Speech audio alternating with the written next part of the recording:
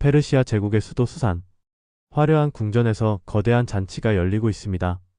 인도에서 에티오피아까지 127지방을 다스리는 강력한 제국의 황제 아하수에로가 자신의 권세를 온 세상에 드러내고 있었습니다. 금과 은으로 장식된 연회장, 끝없이 이어지는 잔치. 모든 것이 완벽해 보였습니다. 하지만 이 완벽한 장면 뒤로 역사를 바꾼 한 사건이 시작되고 있었습니다. 왕비 와스티가 왕의 명령을 거부했고 그녀는 왕후의 자리에서 폐위되었습니다. 제국의 중심에 빈자리가 생긴 것입니다. 누구도 예상하지 못했습니다. 이 빈자리가 한 민족의 운명을 바꾸게 될 것이라는 것을. 이곳은 바로 바사 제국. 유다 왕국이 멸망한 후 하나님의 백성들은 포로로 끌려와 이 낯선 땅에 흩어져 살고 있었습니다. 그들은 조상의 땅에서 멀리 떨어진 채 이방 땅에서 신앙을 지키며 하루하루를 견디고 있었습니다. 그 가운데 한 여인이 있었습니다. 에스더. 그녀는 어린 나이에 부모를 잃은 고아였습니다. 사촌 오빠 모르드게가 그녀를 딸처럼 키웠습니다. 평범한 유다 여인, 자신의 민족을 숨긴 채 조용히 살아가던 여인. 아무도 그녀를 주목하지 않았습니다. 하지만 하나님의 눈은 그녀를 보고 계셨습니다. 왕이 새로운 왕비를 찾기 위해 전국의 아름다운 여인들을 궁으로 불러들였습니다. 에스더도 그 중 한 명이었습니다. 그녀는 특별한 아름다움을 지녔지만 그보다 더 귀한 것을 가지고 있었습니다. 겸손함과 지혜였습니다. 궁녀들을 관리하는 헤게의 눈에 들었고 왕의 마음까지 사로잡았습니다. 왕이 모든 여자보다 에스더를 더 사랑하시니 그녀는 왕후의 면류관을 받았습니다. 하지만 아무도 알지 못했습니다. 그녀가 누구인지 어떤 민족인지. 에스더는 모르드게의 명령대로 자신의 정체를 숨긴 채 궁전으로 들어갔습니다. 하나님이 준비하신 사람이 이제 역사의 무대 위에 서게 된 것입니다. 시간이 흘렀습니다. 왕의 총애를 받던 대신 하만. 그는 왕 다음으로 높은 지위에 올랐고 모든 사람이 그 앞에서 절했습니다. 하지만 한 사람만은 예외였습니다. 바로 모르드게였습니다. 그는 하나님 외에 그 누구에게도 절하지 않았습니다. 하만의 분노가 타올랐습니다. 단지 한 사람 때문에? 아니었습니다. 모르드게가 유다인이라는 사실을 알게 된 하만은 더 큰 계획을 세웁니다. 모르드게 한 사람만이 아니라 페르시아 전역에 흩어져 있는 모든 유다인을 몰살시키기로 한 것입니다.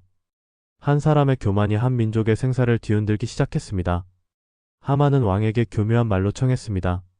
어떤 민족이 왕의 법을 지키지 않고 있으니 이들을 멸하는 것이 왕께 이롭습니다. 왕은 하만의 말을 믿고 자신의 인장 반지를 그에게 주었습니다. 그 반지로 조서가 작성되었습니다. 페르시아의 모든 지방에 전령이 달려갔습니다. 12월 13일 모든 유다인을 죽이고 그 재산을 빼앗으라는 명령이었습니다.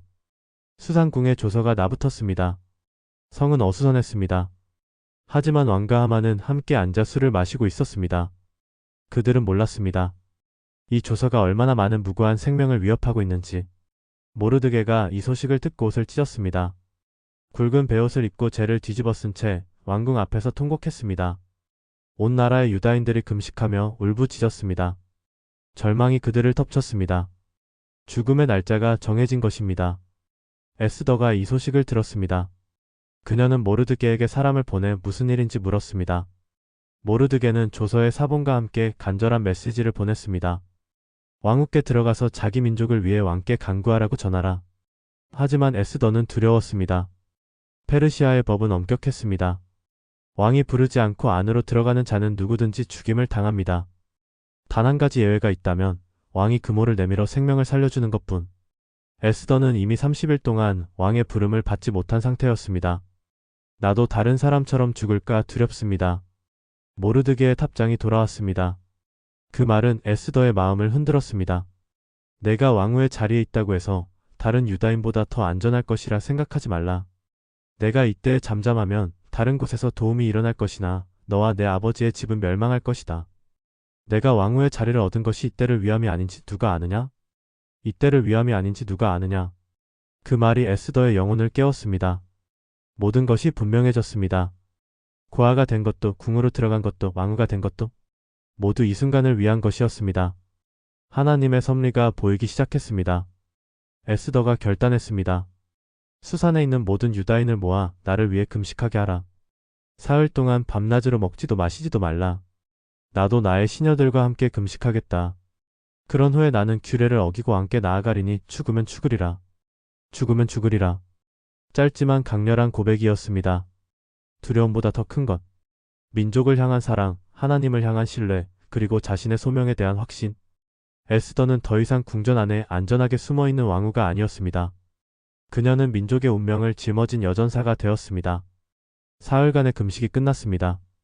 에스더가 왕후의 예복을 입고 왕궁 안틀에 섰습니다. 그녀의 심장이 뛰었습니다. 궁전의 문이 열렸습니다. 저 멀리 보좌에 앉아있는 왕. 그의 눈이 그녀를 향했습니다. 침묵. 길고 긴 침묵. 그리고 왕이 손을 들었습니다. 금올이 내밀어졌습니다. 생명이 주어진 것입니다. 왕후 에스더여, 무슨 일이냐? 소원이 무엇이냐? 나라의 절반이라도 주겠노라. 하지만 에스더는 성급하게 말하지 않았습니다. 지혜는 타이밍입니다. 그녀는 왕과 하만을 오늘 자신이 준비한 잔치에 초대했습니다. 왕이 기뻐하며 승낙했습니다. 첫 번째 잔치가 열렸습니다. 왕은 술을 마시며 다시 물었습니다. 그대의 소원이 무엇이냐?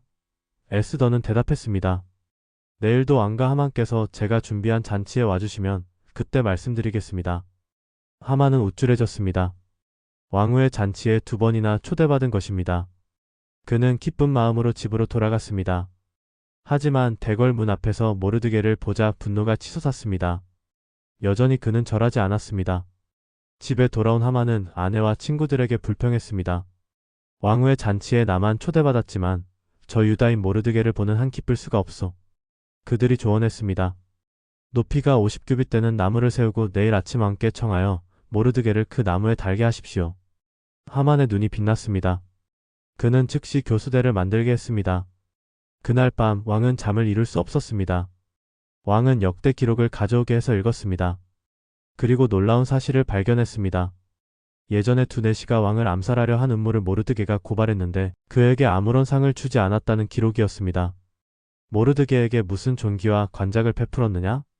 아무것도 하지 않았나이다. 바로 그때 하만이 왕을 찾아왔습니다. 모르드게를 나무에 달 허락을 받으러 온 것입니다. 하지만 왕이 먼저 물었습니다. 내가 존귀하게 하고 싶은 사람이 있는데 어떻게 하면 좋겠는가?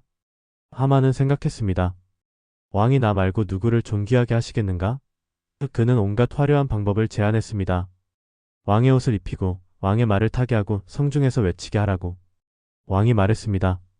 당장 그렇게 하라. 대궐 문에 앉아있는 유다인 모르드게에게. 하만은 충격에 빠졌습니다. 하지만 왕의 명령이었습니다. 그는 자신이 죽이려던 사람에게 최고의 영예를 베풀어야 했습니다. 성 안을 돌며 외쳐야 했습니다. 왕이 존귀하게 하기를 기뻐하시는 사람에게는 이같이 할 것이라. 굴욕을 당한 하만이 머리를 가리고 집으로 돌아왔습니다. 아내와 친구들이 말했습니다. 당신이 그 앞에 넘어지기 시작했으니 능히 그를 이기지 못할 것입니다. 아직 말이 끝나기도 전에 왕의 내시들이 와서 하만을 재촉해 에스더의 잔치로 데리고 갔습니다. 2번째 잔치. 결정적인 순간이 다가왔습니다. 왕이 다시 물었습니다. 왕후 에스더여, 소원이 무엇이냐? 나라의 절반이라도 주겠노라. 에스더가 입을 열었습니다. 그녀의 목소리는 떨렸지만 분명했습니다. 왕이시여, 내가 만일 왕의 목전에서 은혜를 입었으면 내 생명을 내게 주시고 내 민족을 내게 주소서. 나와 내 민족이 팔려서 죽임과 도륙함과 진멸함을 당하게 되었나이다. 만일 우리가 노비로 팔렸더라면 내가 잠잠하였을 것입니다. 우리의 대적이 왕의 손해를 보충하지 못할 것이기 때문입니다. 왕이 벌떡 일어났습니다. 감히 이런 일을 행하려는 자가 누구며 그가 어디 있느냐? 에스더가 하만을 가리켰습니다. 그 대적, 그 원수는 이 악한 하만입니다. 모든 것이 드러났습니다. 하만은 왕과 왕후 앞에서 얼굴이 하얗게 질렸습니다.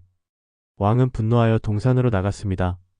하만은 자신의 생명이 위태롭다는 것을 알고 에스더에게 엎드려 생명을 구걸했습니다.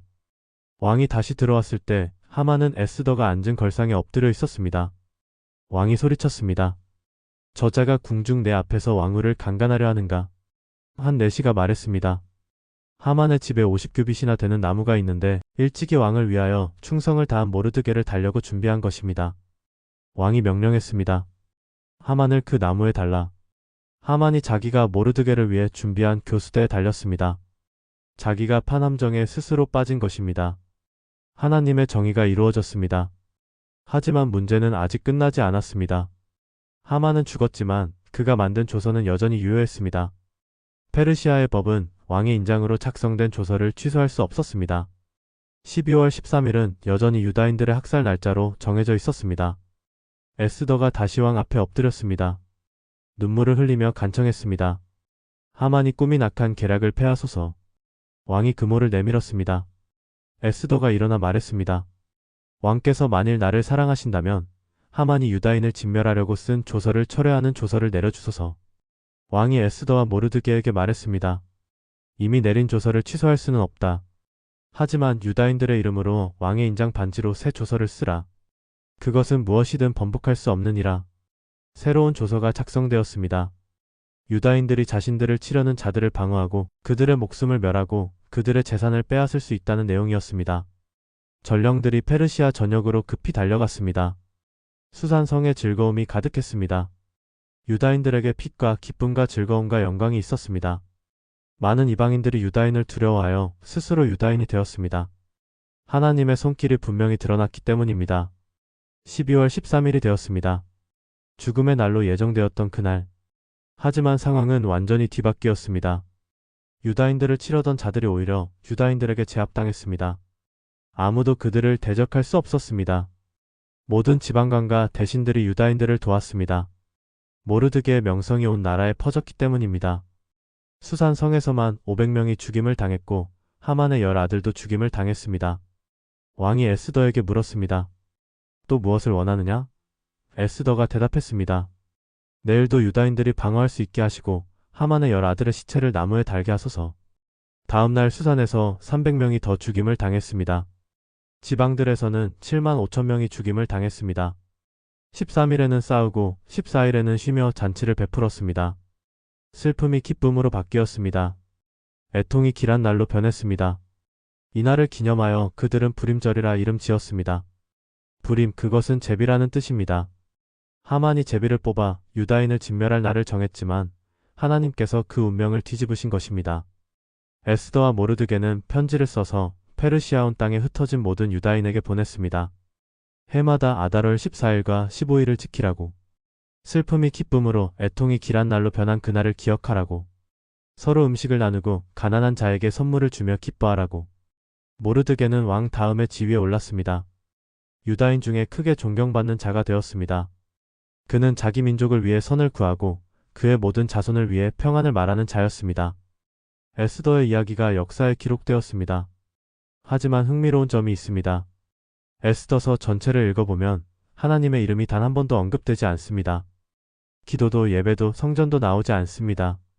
마치 하나님이 부재하신 것 같은 이야기입니다. 하지만 정말 그랬을까요? 고아 소녀가 왕후가 된 것, 왕이 잠 못 이루던 밤에 역대 기록을 읽은 것, 하만이 왕을 찾아온 타이밍, 에스더가 왕 앞에 섰을 때 그물이 내밀어진 것, 모든 상황이 완벽하게 맞물려 돌아간 것. 이것이 우연일까요? 아닙니다. 하나님은 이름이 언급되지 않아도 모든 장면 속에 계셨습니다. 보이지 않는 손이 역사를 움직이고 있었습니다. 침묵하시는 것 같았지만 결코 잠잠하지 않으셨습니다. 숨은 섭리가 모든 것을 인도하고 계셨습니다. 에스더는 말했습니다. 죽으면 죽으리라. 그 한마디가 역사를 바꿨습니다. 한 여인의 용기가 한 민족의 미래를 구원했습니다. 자신의 안전을 포기하고 자신의 생명을 내려놓고 민족을 위해 일어선 그 순간 하나님의 계획이 이루어졌습니다. 내가 왕후의 자리를 얻은 것이 이때를 위함이 아닌지 누가 아느냐? 이 말은 오늘 우리에게도 울립니다. 우리가 있는 그 자리, 그 시간, 그 상황이 우연이 아닐 수 있습니다. 하나님은 우리를 이때를 위해 그곳에 두셨을지 모릅니다. 때로는 하나님이 침묵하시는 것처럼 느껴질 때가 있습니다. 왜 이런 일이 생겼는지, 왜 나를 이곳에 두셨는지 이해할 수 없을 때가 있습니다. 하지만 에스더의 이야기는 말합니다. 하나님은 보이지 않는 곳에서 일하고 계시다고. 우리가 이해할 수 없는 방법으로 역사를 이끌고 계시다고. 에스더는 완벽한 사람이 아니었습니다. 두려움도 있었고 처음에는 주저했습니다. 하지만 그녀는 결단했습니다. 자신의 편안함보다 더 큰 것을 선택했습니다. 그리고 하나님은 그 작은 용기를 사용하셨습니다. 죽음의 조서가 생명의 날로 바뀌었습니다. 절망이 희망으로, 슬픔이 기쁨으로 변했습니다. 대역전이 일어났습니다. 이것이 하나님의 방식입니다. 오늘도 어디선가 누군가는 자신의 이때를 마주하고 있을 것입니다. 결단해야 할 순간, 용기를 내야 할 상황, 믿음으로 한 걸음 내딛어야 할 그 자리. 에스더의 이야기가 그들에게 말합니다. 당신이 지금 그 자리에 있는 것이 바로 이때를 위함일지 모른다고. 이 영상이 도움이 되셨다면 구독과 좋아요 버튼을 눌러주세요. 여러분의 작은 응원이 더 좋은 콘텐츠를 만드는 큰 힘이 됩니다. 감사합니다.